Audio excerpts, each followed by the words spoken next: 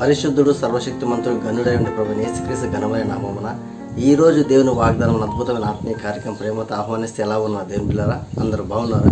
ఈ రీతిగా మిమ్మల్ని ఈ విధంగా కలుసుకునే భాగ్యం దేవుడు నాకు అనుగ్రహించిన ఎంతగానో సంతోషిస్తున్నాను. సమస్త మహిమ ఘనత ప్రభువును ఆయనకి చెందునుగాక. ఈ ఉదయకాల సమయంలో దేవుడు మన విషయంలో శ్రద్ధ వహించి ఉన్నాడు.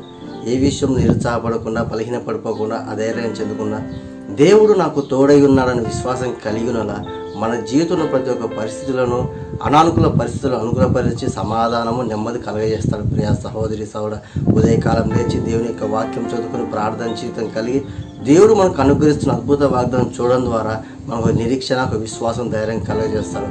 ప్రస్తుత పరిస్థితులు దిగులు చెందవద్దు, భయపడవద్దు.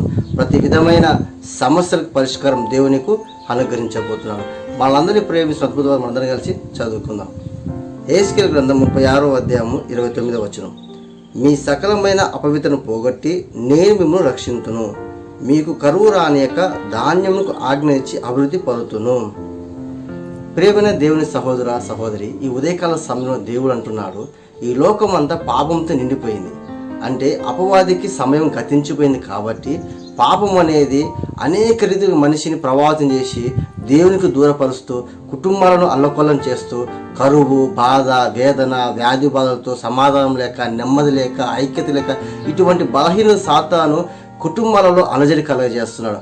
అట్టి కుటుంబాలు సమాధానం లేదు, నెమ్మది లేక, ఐక్యత కోల్పోయి, మన ఆదరణ లేక, మరి ఎన్నో రీతిలుగా ఈ లోకపరంగా నష్టపోతున్నారు. కానీ ఈ ఉదయకాల సమయంలో ఈ వాగ్దానం చూసిన ప్రియ సహోదరి సహోదర, దేవునితో మాట్లాడుతున్నాడు. నీ ఈ లోకపరమైన పాపవ జీవితం, అంటే వ్యభిచారం అనే పాపవ జీవితం నుంచి, అకస్మాత్తుగా సంభవించి ఈ యొక్క లోకపరమైన వ్యాధి బాధల నుంచి, అదేవిధంగా ఈ యొక్క దోషము, ఈ యొక్క అప్పుల సమస్య, ఆర్థిక ఇబ్బందులు, కుటుంబ సమస్యలు, నెమ్మది లేకపోవడం, ఇటువంటి ఈ లోకపరంగా అపవిత్రాత్మ ద్వారా నింపబడుతున్న ప్రతి కుటుంబంలో, ప్రతి సహోదరి దేవుడు మాట్లాడుతుంటే, నీలో సకల విధములైన అపవిత్ర నేను వెళ్ళగొట్టడం కాక నేను మిమ్మల్ని రక్షిస్తానని వాగ్దానం ఇస్తున్నాను. చూడండి, ఎవరు రక్షిస్తారని ఈ లోకంలో? కరువు, భయంకరమైన వ్యాధి బాధలో, నెమ్మది లేక, ఆర్థికంగా నష్టపోయి, ఉద్యోగం కోల్పోయి, సమాధానం లేక, నెమ్మది లేక, సమాజంలో గౌరవం లేక, ఎవరు ఆదరణ లేక, నెమ్మది లేక మనం ఎవరు పట్టించుకుంటారండి? ఈ లోకంలో ఒక నింద, మన ఒక వ్యాధి మనం వెంటాడిందంటే ఈ లోక మనుషులు కూడా, మనం బంధువులు కూడా మనకు దూరం అయిపోయారు. కానీ ప్రేమగల దేవుడు నీతో మాట్లాడుతున్నాడు. ఈ లోకపరమైన సకల అపవిత్ర నుంచి నేను విడిపించి, విమోచించి నేను రక్షిస్తాను. నీ పాపంతో నీ జీవితం నిండిపోయిందా? పాప జీవితం, నీ జీవితం పతనమైపోయిందా? వ్యాధి బాధలతో నువ్వు అనారోగ్య స్థితిలో బలహీనపడిపోయినావా? ఈ లోకపరమైన సమస్తం కోల్పోయి అప్పులనే ఊబిలో కూరుకుపోయి బయట పడలేకపోతున్నావా? నిరుద్యోగ స్థితిలో ఉన్నావా? ఒంటరి స్థితిలో ఉన్నావా? ఏం చేయని అర్థం కాని స్థితిలో ఉన్నావా? దేవుడు అంటున్నాడు, నీవు దేవుని విశ్వసించి నమ్మినేలా, ఆయన వైపు తిరిగినేలా, నీలో ప్రతి ఒక్క పాపము జీవితం నుంచి విడిపించి, విమోచించి ఆయనను రక్షిస్తాను వాగ్దానం ఇస్తున్నాను. అదేవిధంగా నీ కరువులో, నీ కాటకాలో, నీ కష్టంలో, నీ నష్టంలో, బాధలో దేవుడు నీకు తోడే సకల విధములైన పాపవిధం పోగొట్టడమే కాకుండా దేవుడే ధాన్యానికి ఆజ్ఞనిచ్చి నిన్ను అభివృద్ధి పరుస్తున్నాడు. ప్రియ సహోదరి, ఎంత గొప్ప దేవుడు అండి మన దేవుడు. ఈ లోకంలో బలహీనప్పుడు మనం ఎవరు పట్టించుకోరు, కానీ దేవుడిని పట్టించుకుంటున్నాడు. ఈ లోకంలో నువ్వు ఏమి తింటున్నావా, ఏమి చేస్తున్నావా, నీ బలహీనత నేను ఎవరు పట్టించుకోవచ్చు, కానీ దేవుడు నిన్ను పట్టించుకున్నాడు అంటున్నాడు. నీ ధాన్యంకు ఆజ్ఞనిచ్చి నేను అభివృద్ధి పరుస్తా అంటున్నాడు. నీకు కరువు రాలే, నీ కుటుంబం కరువు రాదు, నీ పిల్లలు పచ్చు ఉండరు, నీ కుటుంబ స్థితి అవమానపాలు, నిందపాలు కాదు. దేవుడు నిన్నే రక్షిస్తాడు, సకల విధములైన అభివృద్ధి కలగజేస్తాడు.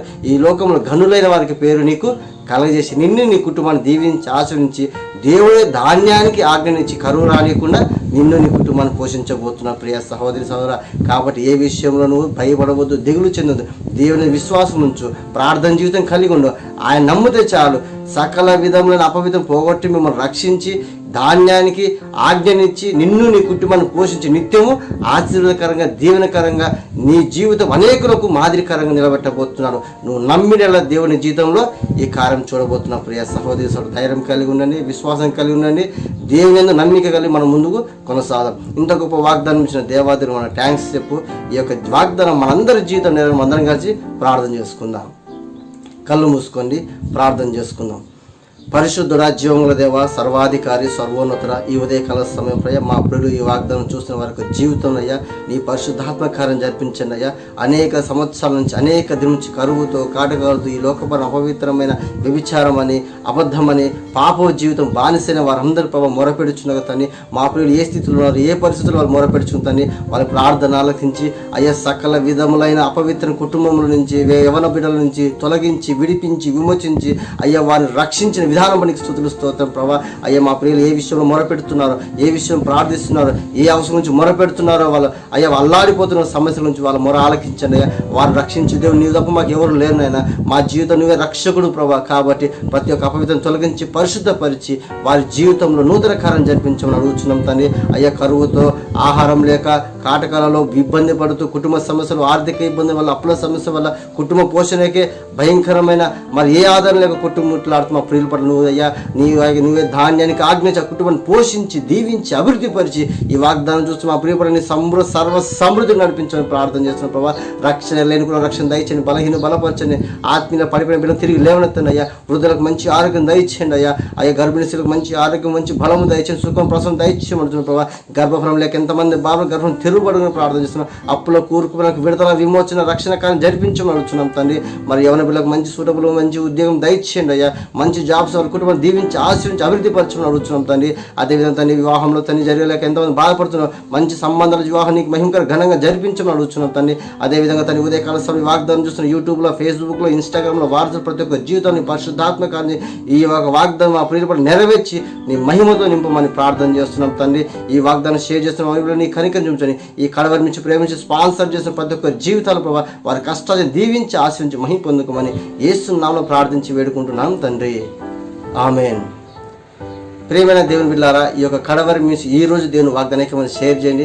సబ్స్క్రైబ్ చేసుకుని బెల్లాకి క్లిక్ చేయండి. దేవుని స్వార్థ మీకు అందబడుతుంది.